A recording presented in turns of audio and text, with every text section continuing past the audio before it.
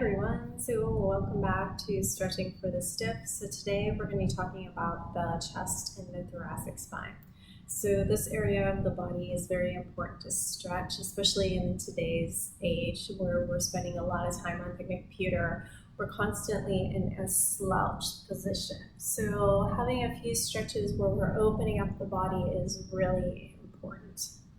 Okay, so these are going to be the very simple beginner level stretches you can do to get into the thoracic spine and the rib cage itself, okay, as well as stretching out the chest. So just come to a seat. From here, speaking of slouching, the first one is going to be a slouch stretch. So you just want to interlace your hands together just like this and just let your entire body just round. And from here, just let the head fall down. We're just stretching out that thoracic spine, and even let yourself kind of sink back. And as you sink back, we're going to get deep into that thoracic spine. We're going to hold this for a count of 15 and release, and you want to repeat that at least 4 times. So let me repeat. So interlace the hands, round. So let your body kind of sink back as you're pulling the arms forward. So it's as if the arms are at traction force, and just let the head fall. And holding that for a count of 15. Okay, so the next one is going to be kind of basically the exact opposite. So you want to interlace your hands behind your back this time. And from here, lift up as much as you can. Pull your chest through and release the head back. And you just want to hold this for a count of 15. Nice steady breaths. And release. So once again, interlace your hands behind your back. Reach back with the arms. Pull the chest through. Lift up as you're pulling through. Release the head back. Holding for a count of 15, and we're going to repeat this 4 times. Okay, so while we're on the floor, another way you can get deep into this rib cage here is I'm going to have one leg bent and one leg straight. And from here, so take your arm that's the same as the straight leg and grab hold of your opposite leg.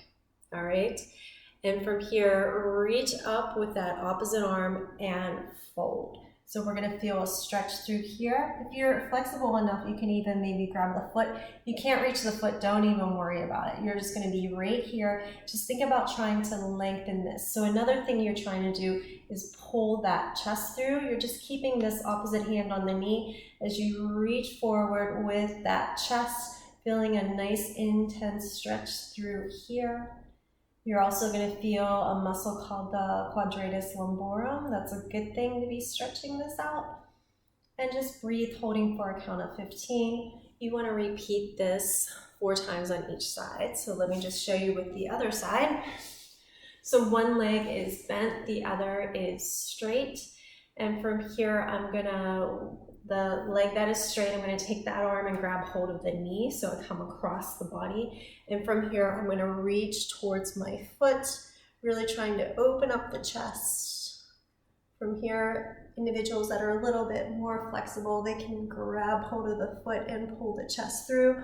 Otherwise, don't worry about that. You just want to feel nice and long through this area.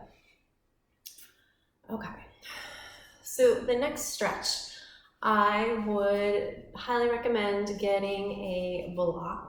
You can use a few rolled up blankets, but honestly, if you want to get the job done, just invest and buy a yoga block. They come in handy, especially if you have a tendency to watch some of my other classes. We use yoga blocks a lot. So we're going to take hold of the block, and we want it to be in this position. So this part of the block is going to line up with our spine.